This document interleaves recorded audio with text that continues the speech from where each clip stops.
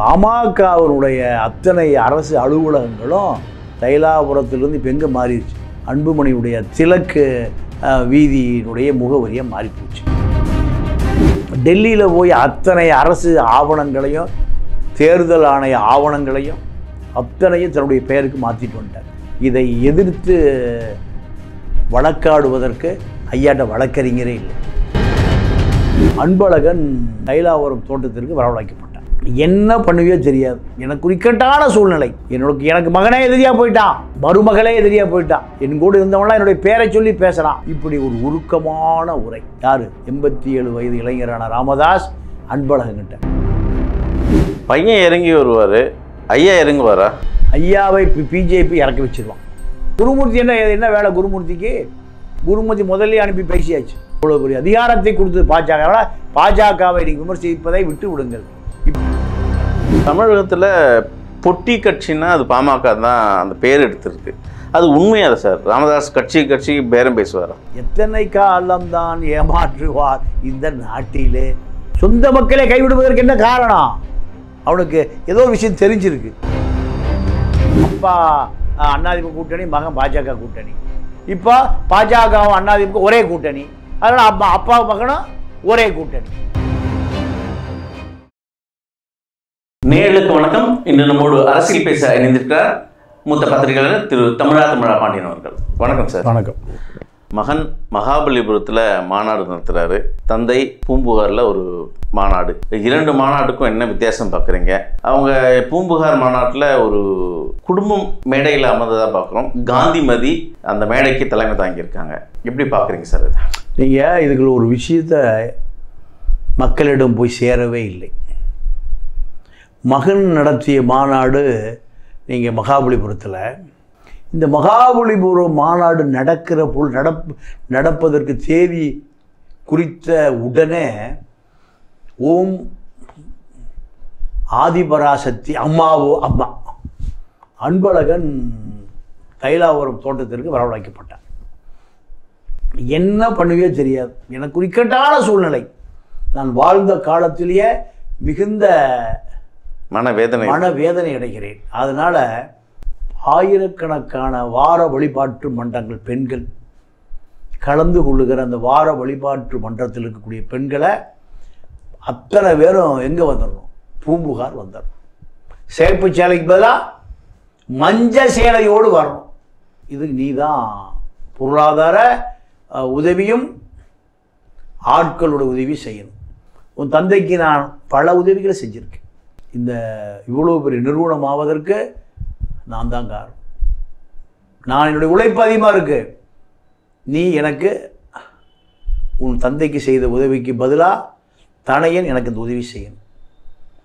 எனக்கு மகனே எதிரியாக போயிட்டான், மருமகளே எதிரியாக போயிட்டான், என் கூட இருந்தவங்களாம் என்னுடைய பேரை சொல்லி பேசுகிறான்.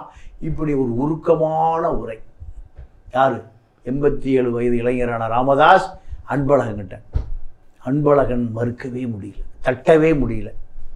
நான் பார்த்து கொள்ளுகிறேன், விடைபெறுகிறேன், நன்றி வணக்கம். இந்த கூட்டம்தான் அங்கே அன்புமணிக்கு இணையான பூம்புகார் மகளிர் அமைப்புகள் பூரா ஆதிபராசக்தி கூட்டம். சேப்பு சேலை அங்கே என்ன சேலையாக வந்தது? ஓம் சக்தி பாமகவை மாறிவிட்டது. இது அவருடைய இறுதி முயற்சி. பாமகவினுடைய அத்தனை அரசு அலுவலகங்களும் தைலாபுரத்திலிருந்து இப்போ எங்கே மாறிடுச்சு? அன்புமணியுடைய திலக்கு வீதியினுடைய முகவரியாக மாறிப்போச்சு. டெல்லியில் போய் அத்தனை அரசு ஆவணங்களையும் தேர்தல் ஆணைய ஆவணங்களையும் அத்தனையும் தன்னுடைய பெயருக்கு மாற்றிட்டு வந்துட்டார். இதை எதிர்த்து வழக்காடுவதற்கு ஐயாட்ட வழக்கறிஞரே இல்லை. எங்கே? டெல்லியில் போய் இதை எதிர்க்கக்கூடிய வழக்கறிஞரே இல்லை. எங்கள் வீட்டில் இருந்த காசு போனால் பத்திரம், படுகாடு அத்தனையும் எடுத்துகிட்டு போயிட்டார். எடுத்துகிட்டு போனதோடு மட்டும் இல்லை, அடியில் என்னத்தை சொல்லிட்டாரு? மைக்கை சொல்லிட்டு போயிட்டாரு. யார் வந்து பேசுகிறானோ அடுத்த நாள் தொலைபேசி, நீ அங்கே போகக்கூடாது, என் தந்தையை பார்க்கக்கூடாது, நீ யார்? அப்பா சொத்து மகனுக்கு வரும், நீ யார்? ஐயா நான் வரல, விட்டுரு. இப்படியே பல பேர் ராமதாசர் தொடர்புல இருந்து என்ன பண்ணப்பட்டார்கள்? துண்டிக்கப்பட்டார்கள். அதுதான் மைக். மைக் இருக்கிறது எனக்கே தெரியாது. பல மாதம் ஆகி போச்சு இந்த மைக்கை நான் கண்டுபிடிக்கிறேங்க. முதல் நாள் வர அடுத்த நாள் வரமாட்டேங்கிறான், அடுத்த நாள் வர மூணாவது நாள் வரமாட்டேங்கிறான். ஏன் அன்புமணி மிரட்டு, நீ வந்து எப்படி தெரியும்? தெரியல, மைக்கு காட்டி கொடுத்துச்சு.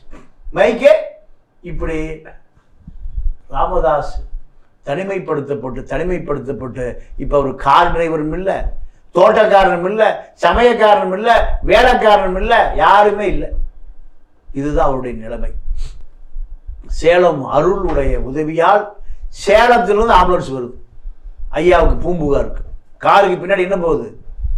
ஆம்புலன்ஸ் போகுது.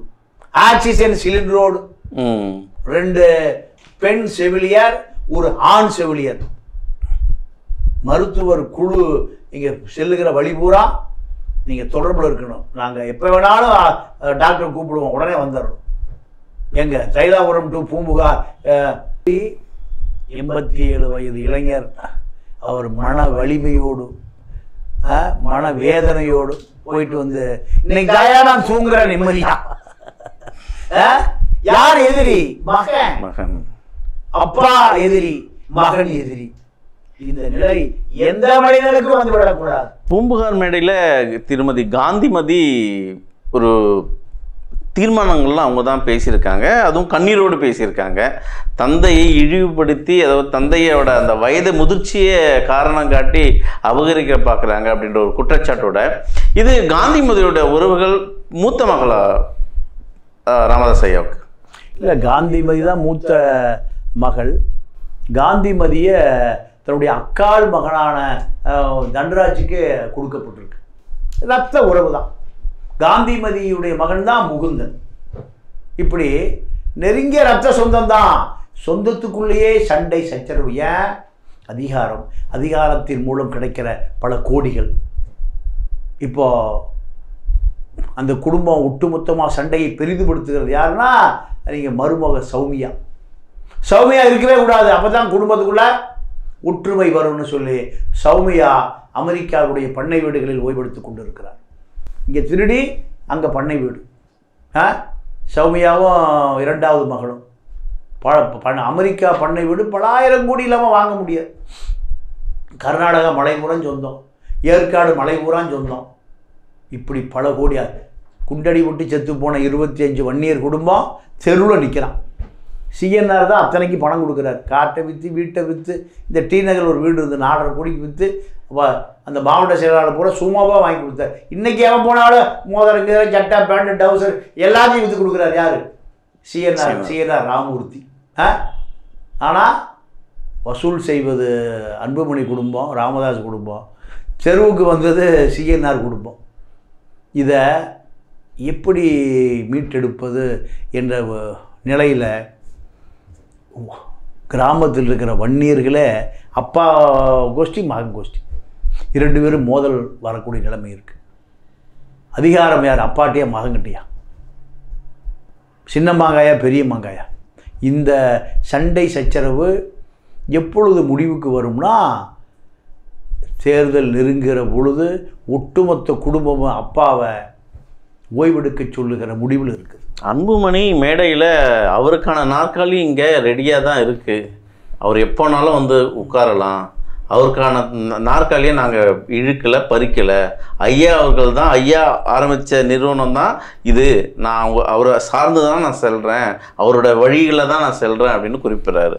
ஆனால் அதே மேடையில் அவரும் ராமதாஸ் ஐயாவும் என்ன குறிப்பிட்றாருன்னா, இது நான் வளர்த்து எடுத்த கட்சி, இதுக்கு நான் தான் உரிமை, வேறு யாரும் சொந்தம் கொண்ட முடியாதுன்னு அவரும் முழக்கமில்லாது.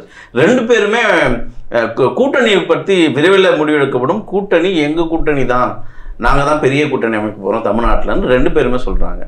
இல்லைங்க, 2 பேரும் அதிமுக கூட்டணி தான். அதிமுக பாஜக கூட்டணி தான். ராமதாஸ் பாஜக கூட்டணியிலிருந்து வெளியேறி அதிமுக கூட்டணிக்கு போவதற்கு நாடாளுமன்ற தேர்தலுக்கு முன்பு ஒரு ஒப்பந்தம் போட்டார். ராமதாஸே சொல்கிறார், 2 காலையும் மகனும் மருமகளும் பிடித்து கொண்டு சிறைக்கு தள்ளிடாத, எங்களை வாய்க்கரிசி போட்டுறாது, நாங்கள் எப்படியாவது பிஜேபி கூட்டணி இணைந்தால்தான் தப்ப முடியும். அமித்ஷா மிரட்டுறாரு.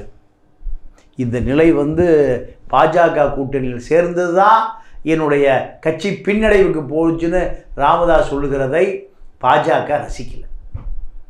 குருமூர்த்தி டெல்லியிலிருந்து அனுப்பப்படுகிறார். குருமூர்த்தி போனால் பாஜக மிரட்டுறான், பாஜக ஐயாவை விரட்டுகிறார் என்று தொண்டை நினச்சிருவான்னு எம்ஜிஆர் பெருந்தொண்டன் சைதையாரும் கூட்டிகிட்டு போகிறார். டெல்லி உருட்டல் மிரட்டல். இப்போ அப்பாவுக்கு நடக்குது, மகனுக்கு நடக்குது. 2 பேரும் வெளியில் போக முடியாது. 2 பேருமே திமுக கூட்டணியில் சேருவதற்கு வாய்ப்பே இல்லை. 2 பேரும் எங்கே போக போகிறாங்க? அதிமுக கூட்டணிக்கு தான். இது இந்த இணைப்பை தாமதப்படுத்துவது எடப்பாடி தான். ஏன்? உங்கள் அப்பாவோட வா, அப்பாவும் வரப்போகிறார், மகனும் வரப்போகிறார் 6 மாதம் கழிச்சு. அப்பா இல்லைன்னா கூட்டணியில் இடம் இல்லையோ? இல்லை, ஆமாம், அது எடப்பாடி தெளிவாக சொல்லிட்டார். ஏன்னா போன முறை அப்பாட்ட தான் சிவி சண்முகம் மூலம் பெட்டியெல்லாம் இறக்கி வைக்கப்பட்டது. இறக்கி வைக்கப்பட்டு காலையில் பிஜேபி பக்கம் போயிட்டாங்க, மகனுடைய அழுத்தம் காரணமாக. அதனால் அப்பா தான் நம்பிக்கையான கூட்டாளி. அதனால் அப்பாவை கூட்டி கொண்டு வா, இதுதான் எடப்பாடி சொல்கிற டிமாண்டு. நேராக நம்ம கிருஷ்ணகிரி கேபி முனுசாமிகிட்ட போகிறார். என்னங்க உங்கள் ஆள் இப்படி சொல்கிறாரு எடப்பாடின்னு. இல்லைப்பா, அவர் சொல்கிறதான் சரி, அப்பா கூட்டிகிட்டு வா. பையன் இறங்கி வருவார், ஐயா இறங்குவாரா? ஐயாவை பிஜேபி இறக்கி வச்சிருவான். ஐயாவை வாய்ப்புகள் இருக்குது. குருமூர்த்தி என்ன வேலை குருமூர்த்திக்கு? குருமூர்த்தி முதல்ல அனுப்பி பேசியாச்சு. உங்களுக்கு பாஜகவில் 98, 99, 2004 வரைக்கும் அமைச்சர் பதவி கொடுத்தது யார்? மத்திய அமைச்சர் பதவி கொடுத்தது யாரு? பாஜக தான். பாஜகவால் தான் உங்களுக்கு பல லட்சம் கோடி சேர்ந்தது. மருத்துவக் கல்லூரி, இந்தியாவுக்கு அத்தனை மருத்துவக் கல்லூரிகளும் நீங்கள் தான் இணை அமைச்சர், துணை அமைச்சர். இவ்வளோ பெரிய அதிகாரத்தை கொடுத்தது பாஜக. பாஜகவை விமர்சிப்பதை விட்டு விடுங்கள். இப்படியான மறைமுகமான வேண்டுகோள் விடுக்கப்பட்டது ராமதாஸிடம். நான் ஒத்துக்கொள்கிறேன், இதுதான் நடந்தது. அப்போ பாஜகவும் அப்பா அண்ணாதிமுக கூட்டணி, மகன் பாஜக கூட்டணி. இப்போ பாஜகவும் அண்ணாதிமுக ஒரே கூட்டணி. அதனால் அப்பா மகனும் ஒரே கூட்டணி. இதுதான் இன்னொரு 6 மாத காலத்தில் நடக்க இருக்கிறது. ராமதாஸ் எந்த இடத்துல சார் தவறு செஞ்சார்? இந்த அளவுக்கு இந்த இடத்துக்கு வந்திருக்காங்க பாமக. ஒரு தமிழகத்தில் ஒரு 3வது கட்சியாக இருந்தது பாமக. இன்றைக்கி அது ஒரு பேசும் பொருளாக இருக்குது, யாரும் கண்டுக்கிறது இல்லை. அந்த எந்த இடத்துல ராமதாஸ் அந்த மிஸ்டேக் பண்ணார்? சரியான கேள்வி. எப்போ அந்த தவறை செஞ்சார்னா, ராமதாஸோடு வாழப்பாடி ராமமூர்த்தி கூட்டணி வைக்கிறார். டெல்லி அரசியலை கரைத்து குடித்தவர் வாழப்பாடி. வாழப்பாடி தான் 99ல் அதிமுக பிஜேபி கூட்டணியை உருவாக்குறார். உருவாக்கி அதில் யாரை இணைக்கிறாரு? பாமகவை இணைக்கிறார். பாமகவை இணைத்த பிறகு தலித் எழில்மலை மத்திய இணையமைச்சர், சுகாதாரத்துறைக்கு. அதோடு முடிஞ்சு போச்சு. ஏன்னா ராமதாஸுடைய திட்டம் என்ன தெரியுமா? யூபியில் முலாயம் சிங் யாதவ் எப்படி முதலமைச்சரானார்? SC BC minority. அதே ஃபார்முலா தமிழ்நாட்டில். எஸ்சினா தேவேந்திர குல வேளாளர் மக்கள். எங்கே? தமிழ்நாட்டினுடைய தெற்க. வடக்க தலித்துக்கள். பெரிய ஃபோர்ஸ் வந்துருச்சா? எஸ்சி. பிசி வன்னியர், நாடார், தேவர், இதெல்லாம் பிசி. மைனாரிட்டி முஸ்லீம், கிறிஸ்தவர். இது வந்தால் 25 முதல் 30% வாக்கு வந்தது. இதுதான் அவருடைய எதிர்கால திட்டம். SC BC minority, Mulayam Singh formula. இந்த ப்ராசஸில் நகர்ந்தவர் எங்கே ஸ்டக் ஆகிறாருன்னா பிஜேபியோடு கூட்டணி. எப்போ? 99ல். அவங்க ஒட்டுமொத்த முஸ்லீம்கள் எங்கே போயிட்டான்? வெளியேறி விட்டார்கள். முடிஞ்சுதா? முதல் அடி. அடுத்து நீங்கள் மைனாரிட்டி முஸ்லீம் கிறிஸ்டின் வெளியேறிய பிறகு நீங்கள் தேவேந்திர குல வேளாளர்கள், இந்த வடக்க ஆதிகுடி பறையர்கள். நீங்கள் இரும்புற குணசேகரன் ஒருத்தர் சிபிஐயிலேருந்து வந்தவர். தேனி பாராளுமன்ற தொகுதியில் 1,86,000 ஓட்டு பாமக வாங்கினார். பெரிய ரெக்கார்டு. அதிமுக திமுக அடுத்தபடியாக இந்த வாக்கு தான். மிரண்டு போயிட்டான் திமுக அதிமுக. அதற்கு பிறகுதான் இது உடைக்கப்பட்டது. அதிமுக கூட்டணி முடிஞ்சு ஒரே வருஷத்தில் ஆட்சி கலையுது, பிஜேபி ஆட்சி. திமுக கூட்டணி, திமுக பிஜேபியை தூக்கி பிடிக்குது. அதில் போய் திமுகவில் சேர்ந்தார். இருக்கிற பிசி வெளியே போயிட்டான். எஸ்சி முதல்ல வெளியே போனால், அடுத்து மைனாரிட்டி முதல்ல, மூணாவது நாடார் தேவர் அத்தனை பேரும் வன்னியர்களும் வெளியேறிட்டான். இதுதான் ராமதாசனுடைய வீழ்ச்சியே. ராமதாஸ் இந்த பாஜக கூட்டணிக்கு பல லட்சம் கோடி கிடச்சிது, அது வேறு விஷயம். ஆனால் பல கோடி வாக்குகள் என்னாச்சு, போயிடுச்சு. பல கோடி வந்தது, பல கோடி வாக்குகள் போயிடுச்சு. இதுதான் ராமதாசனுடைய வீழ்ச்சியினுடைய ஆரம்பம். இன்றைக்கி அந்த காலகட்டத்தில் 2000க்கு பிறகு விஜயகாந்த் வந்தார். விஜயகாந்த் வந்த பிறகு வன்னியர் ஓட்டு அந்நியருக்கு இல்லைன்னு சொன்ன அந்த கோஷம் அப்படியே யாருக்கு போயிடுச்சு, விஜயகாந்துக்கு போயிடுச்சு. பாமக மண்ணை கவ்வ ஆரம்பித்து விட்டது. இதுதான் அவருடைய வீழ்ச்சியின் தொடக்கம், முடிவு. தமிழகத்தில் பொட்டி கட்சின்னா அது பாமக தான் அந்த பேர் எடுத்திருக்கு. அது உண்மையாக சார்? ராமதாஸ் கட்சி பேரம் பேசுவார் இல்லை? நீங்கள் அப்போ ஏன் வன்னியர் மக்கள் ஏன் பாமகவை கைவிட்டு எல்லாம் விஜயகாந்துக்கு ஓட்டு போட்டான்? சொந்த மக்களே கைவிடுவதற்கு என்ன காரணம்? அவனுக்கு ஏதோ விஷயம் தெரிஞ்சிருக்கு. எத்தனை காலம்தான் ஏமாற்றுவார் இந்த நாட்டிலே. அந்த சொந்த மக்களை கையை விட்டான் சார். அப்போ சொந்த மக்களுக்கு நீங்கள் உண்மையா இல்லை, சொந்த மக்கள் உங்களுக்கு உண்மையா இல்லை. இதுதான் அரசியல். இன்னைக்கு ராமதாஸுக்கும் சரி அவரோட மகனும் சரி ஒரு பிரச்சனை வந்திருக்கு. நடுவில் அங்கிருந்து வெளியே வந்த திரு வேல்முருகன் அவர்கள், அவரோட அரசியல் வாழ்க்கை எப்படி இருக்குது? பாமகவில் இன்றைய இந்த சண்டையில் அவருக்கான ஒரு கை ஓங்கி இருக்கா? இல்லைங்க, இப்போது ராமதாஸ் ஐயா 100 ஆண்டு வாழட்டும். அவருக்கு பிறகு பாமக அழிந்து போகும். வேல்முருகனுக்கு மிகப்பெரிய வாய்ப்பு உருவாகும். இதுதான் இப்போ இருக்கக்கூடிய அந்த அவர் சமூகத்தை தாண்டி நீங்கள் வேல்முருகன் ஒரு தமிழ் தேசிய தலைவராக வளர்ந்து வருகிறார். சீமாட்டிருந்து அவ்வளோ பேர் எங்கே போகிறாங்க, வேல்முருகன் தான் போகிறாங்க. அப்போது இது இயற்கையாகவே நடக்குது. அந்த தகுதியும் அவருக்கு இருக்குது. அதுதான் எதிர்காலத்தில் நடக்கும். பல உண்மைகளை நேருக்கு எடுத்து உரைச்சிங்க. உங்கள் நேரத்துங்கிறதுக்கு மிக்க நன்றி. நன்றி, வணக்கம்.